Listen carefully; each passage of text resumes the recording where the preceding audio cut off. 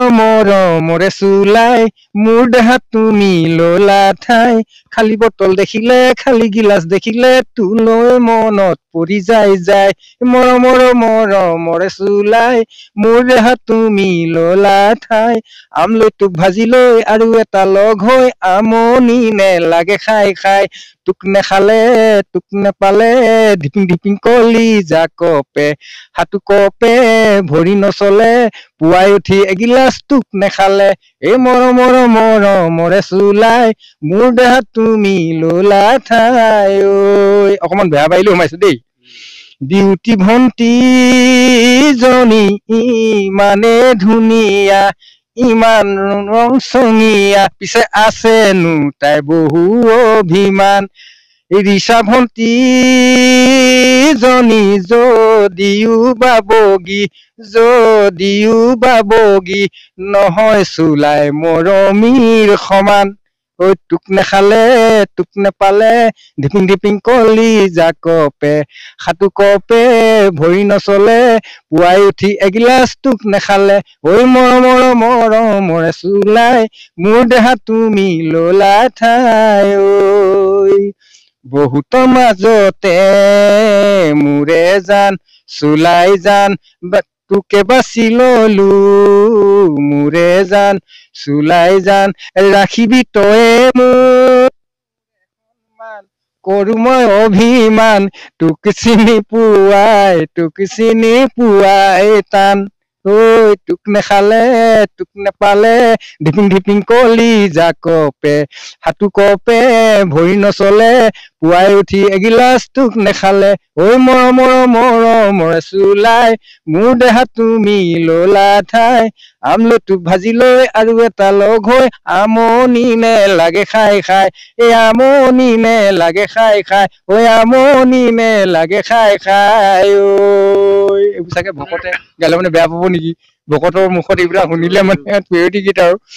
ফূৰ্তিতে গাই দিছো যদি এইবিলাক আপোনাৰ গীত যিমান এতিয়া কৰিলে সেইখিনি বাণীবদ্ধ কৰি ৰাখিম বুলি ক'লে বা ৰেকৰ্ডিং কৰি যদি ৰাখি দিয়ে এতিয়া আপুনি কৰিবনে ৰেকৰ্ডিং কৰিবনে আপোনাৰ গীতখিনি সুবিধা যদি কৰি দিয়ে মই আগবাঢ়িম কোনোবা মন যায় মই কালি এইজনকো কৈছো আপুনি মানে সুবিধা পোৱা নাই কালি এজনকো কৈছো যে আপুনি এবাৰ যদি মোক ৰেকৰ্ডিং কৰি দিয়ে এটা গীত তাৰপৰা মই লাগিলে গীতটো সামৰি দিম আৰু গীতৰ লাইনটোত লাগিলে সামৰি দিম কিন্তু মোৰ আশা এটা আছে সেইটোৱে মই যি পোৱা নোপোৱাটো মই ক'ব নোৱাৰো কিন্তু বাদ্যযন্ত্ৰৰ লগত মোৰ মানে কেইটামান গীত গাবলৈ ইচ্ছা আছে ইমানেই কথা আপোনাক যদি এতিয়া সুবিধা দিয়া হয় বাদ্যযন্ত্ৰৰ লগত গাবলৈ চেষ্টা কৰিম যাবলৈ আশা এটা আছে আগততো আপোনাৰ চৰ্চা নাছিল আৰু চাৰেগামাৰ পৰা মই একোৱে নাজানো মোৰ পাঠ্যপুথি জ্ঞানো তেনেকে ধৰণে নাই ক'লোৱে পাঠ্যপুথি জ্ঞানৰ কথা নহ'লে ৰেকৰ্ডিং যদি কৰিম বুলি কোনোবাই কয় কৰাম বুলি আপুনি কৰিব সুবিধা পালে আপুনি নিজক কেনেকৈ এই গানবোৰ সৃষ্টি হ'ল বা কেনেকৈ আপুনি কৰিলে এবাৰ কওকচোন সেইটো এতিয়া যে গাইছিলে গীতৰ মাধ্যমেৰে কওকচোন গীতৰ মাধ্যমেদি এতিয়া মই কেনেকে কি বুজাবলৈ গৈছো অলপ আগত যিটো আপুনি বুজাইছিল গান এটা গাইছিল অলপ আগত বলিয়া হলো যে বলিয়া সোমালোহি গীতৰ মাজতে টুকুৰা টুকুৰি খবৰে আহি আমনি দিলেহি মনতে শব্দবোৰ গোটাই আনি কৰি চালো গাঁথনি কাগজতে লিখি ললো গীতৰ এখন চানেকি বলিয়া হলো যে বলিয়া সোমালোহি গীতৰ মাজতে এতিয়া বয়সে তিনি কুৰি কোবালে নেহাঁহিবা বুঢ়া শালিকাই কিনো মাত লগালে এতিয়া বয়সে তিনি কুৰি কোবালে নেহাঁহিবা বুঢ়া শালিকাই কিনো মাত লগালে আনে দুৱা ধাননি লেচেৰি বুটলি তাকে মৰণা মাৰি গুটিবোৰ বাছি বিলাই দিলো ৰাইজ মৰম আশীৰ্বাদ বিচাৰি ময়ো আজি গাব খোজো চিঞৰি বলিয়া হলো যে বলিয়া সোমালোহি গীতৰ মাজতে নাম গালো গীত গালো বজাই দিলো চাপৰি সময় পালে জনাব দে অকণমান সঁহাৰি নাম গালো গীত গালো বজাই দিলো চাপৰি